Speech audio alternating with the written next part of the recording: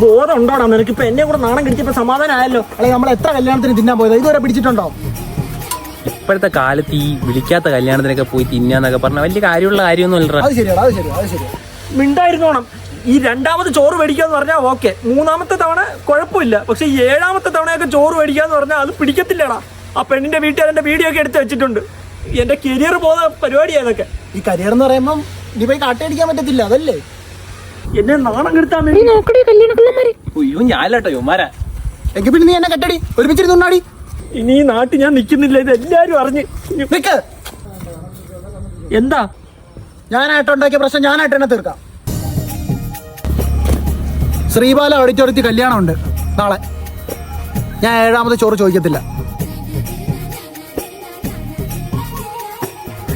പറഞ്ഞത് ഇഷ്ടപ്പെട്ടില്ലെങ്കിൽ പറഞ്ഞിട്ടോ. എന്നാ പോ. അളി നീ വരുന്നോ? എല്ലാ കല്യാണത്തിനും 7 വട്ടമൊന്നും കഴിച്ചെന്ന് വെച്ചിട്ട് പിടിക്കാത്തൊന്നുമില്ല. ഉറപ്പാണോ? ഉറപ്പൊക്കെ കഴിച്ചിട്ട് പറയാം.